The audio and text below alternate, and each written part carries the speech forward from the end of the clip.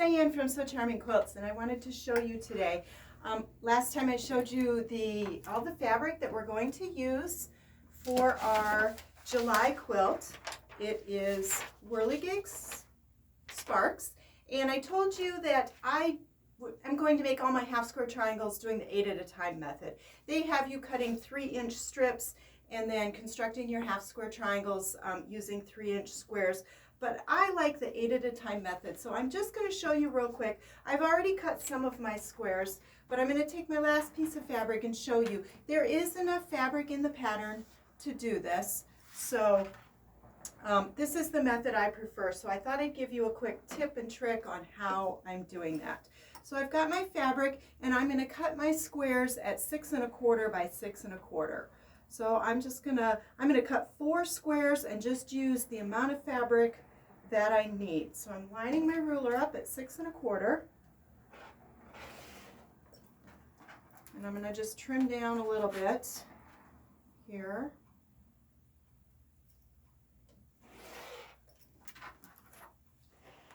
Trim off my salvage because we don't want to use that in our quilt.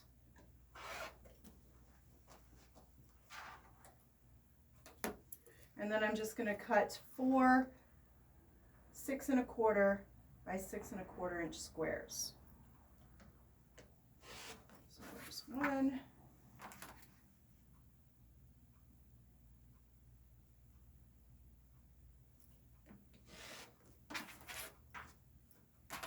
2. I'll move my fabric down a little bit so it's easier to work with.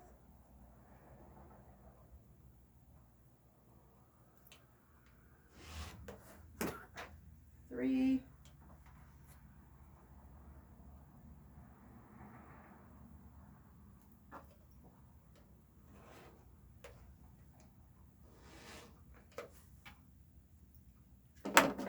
4.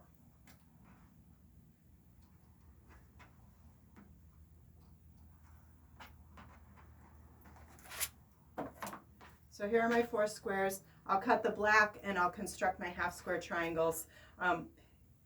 If you're familiar with the 8 at a time, I'm going to draw a line down the center, a line down the center, stitch 1/4 inch away from my line. I'll cut it, and then I'll end up with 8 half square triangles in the end. But I'll come back and show you that also. I just wanted to show you how I cut my fabric so that I can do it my method. If that's not a method that you're comfortable with, that's totally fine. But I did want to show you just my way of maybe speeding it up. I'm not sure, but it is my preferred method for making half square triangles. So I hope you will join us. Again, we are making Whirling Sparks. It is our July quilt, and it's gorgeous in all these hot colors that are perfect for a Texas summer. I hope you'll join us. Thanks.